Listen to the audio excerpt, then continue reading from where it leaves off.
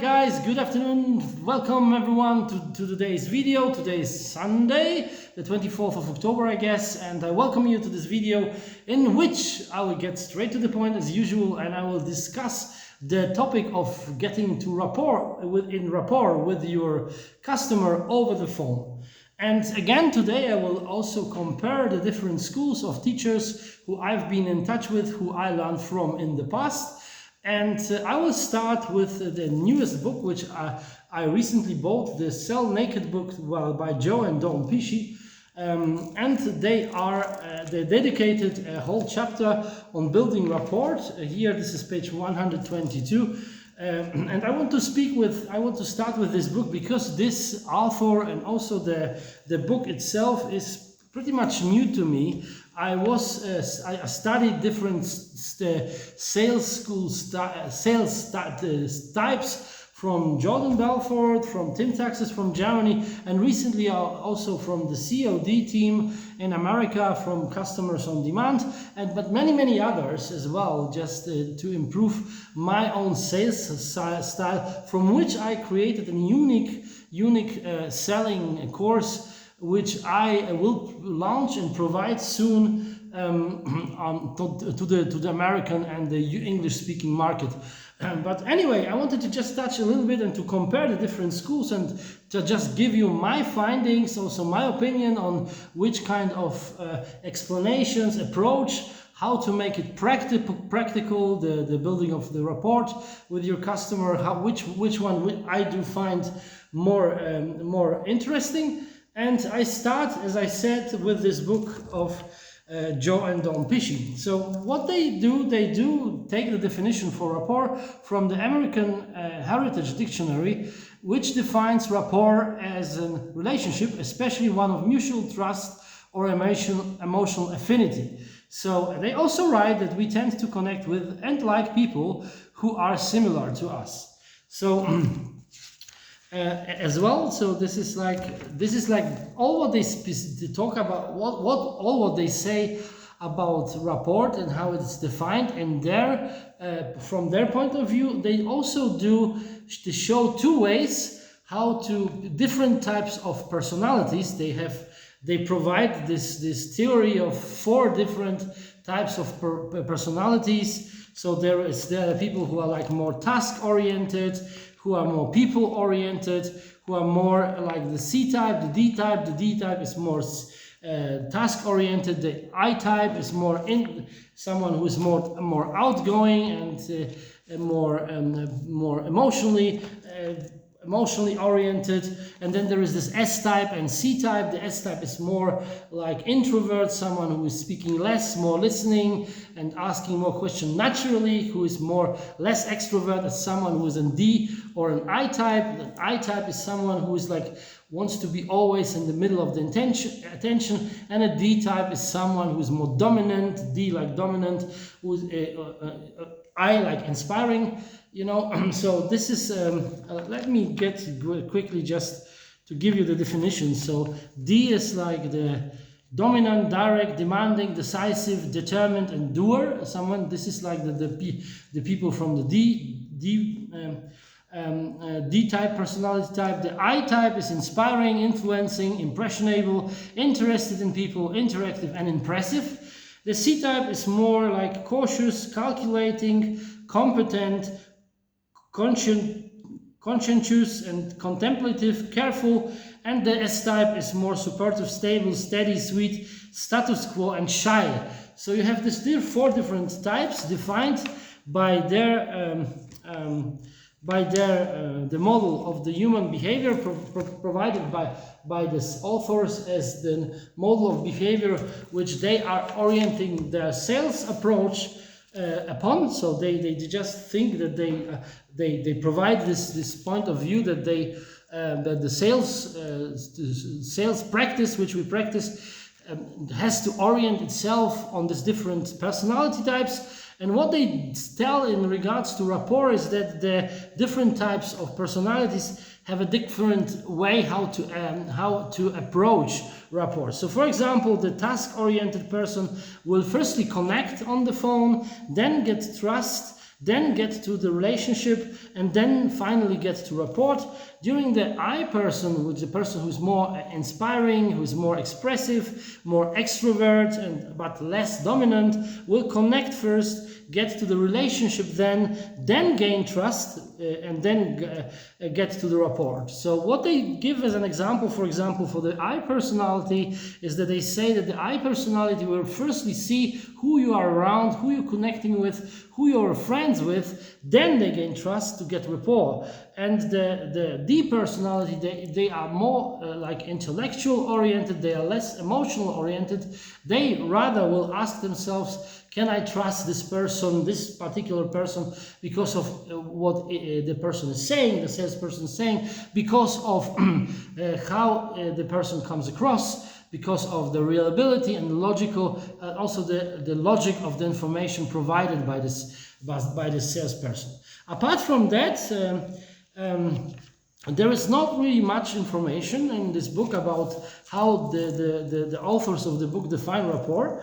And what they say as well is, which I was thinking, like I would like to ask you about your opinion, is that you can't really create rapport until you get to a face-to-face meeting, because usually on the first call what you can get is just the outcomes the next meeting, is that you can only get this first stage of a good connection. You know, they call this principle CALL, which is connect, ask, listen, and then this was like one more thing. So it was call 77, I think, the size. So just give me a second. So I give you like the full definition. So it's connect, answer, listen, and lock in. Lock in, it means that you just book the appointment. So this is like their method.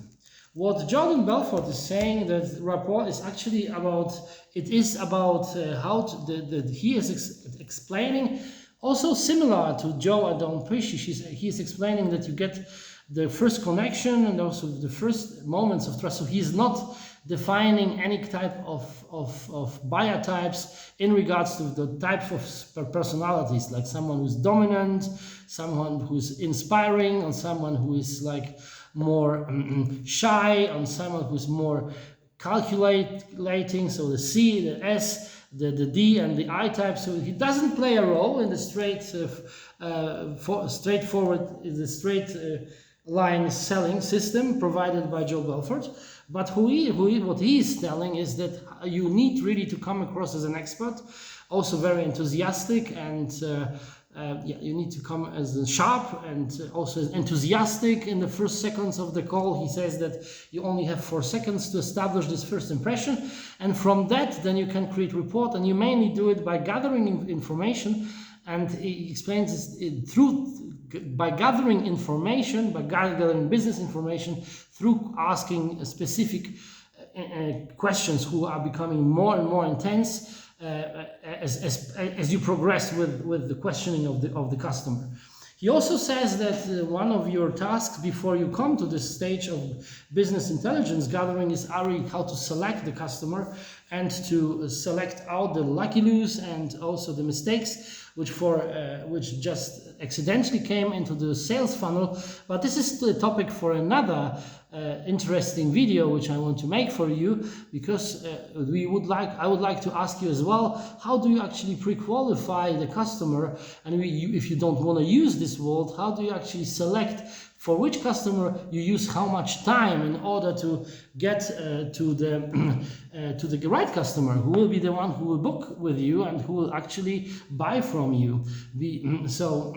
But what I like about this approach, and it's very much similar, but I will discuss these 2 different schools in a second, is that Jordan establishes himself as an expert by showing the way how he actually does, and how he actually thinks about the way how a cold call is going, and that he establishes this idea of looping and also coming back and bringing back the customer to the topic of the conversation, always also through gathering information and through asking questions, which actually has the effect of creating rapport. So for Belford and for Jordan Belford, and also for the German teacher who I was taught, who I was trained with, Tim Taxis, the word rapport doesn't play such a relevance in terms of how it's defined.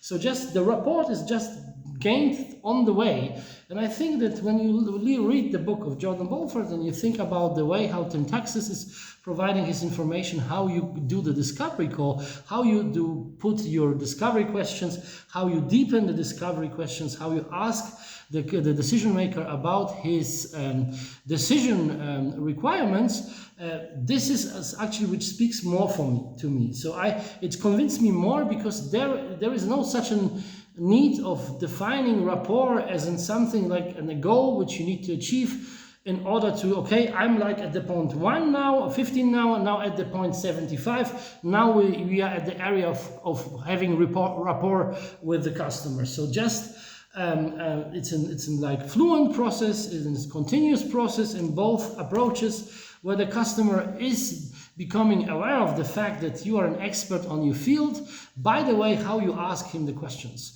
And this is something which I'm missing a little bit in this book, the Sell Naked on the Phone book, because it's just like giving you these examples of these different types of customers. What I like about this book is that it's explaining that there are two different types of personalities, that mainly the D type of personalities, these are people who are more logically oriented, who are buying even a little bit more about with how they think about the product and yourself, rather than how they go about it emotionally. But most of the people, 65%, and it's actually like it's corresponding to the information from Jordan Belford and also from Tim Taxis, that mainly the biggest part of the customer always buy first with emotions. They make the decision emotionally, and then they they rationalize their decision by giving them all the reasons why they should have done this, as long as though they don't cancel, but buyer's remorse. This is be a topic for another video. We will discuss how to actually lock in an appointment that way that the customer will not flake on you and will not push the cancellation button the next day after he has booked with you an appointment and the coaching session, or he has already like purchased the product or the service which you have. So I hope that this all makes a little bit sense. I would like to know about you. How do you think how rapport can be created? So what comes out a little bit from these different approaches is that, according to John Belford and according to Tim Taxis, both of the teachers, they create the impression that rapport can be created first, also on the first call. Already when you have the customer for a longer time on the phone, and when you really establish yourself as an authority, and when you create this specific way, when you have a red thread of calling, when you have all really like a super, I wouldn't say strict, but clever and intelligent structure of the call, with the introduction, with a greeting, with a discovery question, with the discovery deepening questions, with objection handling, with the closing, with the leave taking, and with also locking down the appointment in that way that the customer will not flake on you on the next appointment, and whatever it was, like if it will be closing, that he will not cancel the buying decision. And I want to tell with that I believe that the explanation, the approach which is provided in the book of Jordan Belford, The Way of the Wolf, in the straight line selling system, similar to the system which is provided by Tim Taxis in his cold calling academy, which I graduated with, and I'm partially using till today, and in the intro approach and in how I greet my customers. They are more thorough, because they just show there is no need for both of sales coaches to talk when the rapport is achieved. It doesn't really matter if you achieve this already in the phone call, when you have a longer conversation with the customer, or on the meeting face to face. And it's just like the dynamic process which can be created by just following certain principles, which are just thoroughly described in both methodologies. So just by following the straight line system, the way how it's explained by Jordan Belford, or the way how it's explained with the German teacher, and the way I explain it in my courses, is something which will come naturally just if you follow the principle of the right discovery and putting the discovery question. And this is a little bit explained in a little bit, you know, so this is a good book. It's a good book about the principles of communication, and some things in these books they are explained like more generally, and I find this the more deep side. So like this is like the 30,000 foot view, and then I see the detailed view, the 10,000 or the 1,000 feet view in the other courses. So this gives you like a general impression of what rapport could be, how it could be established, which kind of personality you can come across. It also tries to define what rapport is, but it doesn't really give you like a step-for-step guidance. It doesn't take you by your hand and shows you how this straight line of sales could look like, in order for you to really to make the close easier for you, because it's then actually the buyer who is wanting to make the business with you by having trust in you, the product, you know, the product, the company, and also when he is over his action threshold, and he knows that he will avoid a certain pain point. So yeah. So this is it for today. So my question for you is like, tell me a little bit more about what you know about these authors, and also what you think about how rapport is created, specifically when you make sales over the phone. Specifically also, is it like possible to make it in the first call? What's your experience with that? Do you need a face-to-face conversation to create really like final reports? Does it really matter? Is a way of having like a straight line, or like a very organized script from the beginning till the end in a sales call sense for you, that way that you think that you could have advantage from that. With that said, thank you very much for your attention. Give me a thumb up, subscribe. See you in the next video next Sunday, and I hope you're doing well. Please share this video to everyone who's like doing sales on the phone and also face to face. Here's Damien Jangle from bestsalesboost.com, and I see you next time. Bye.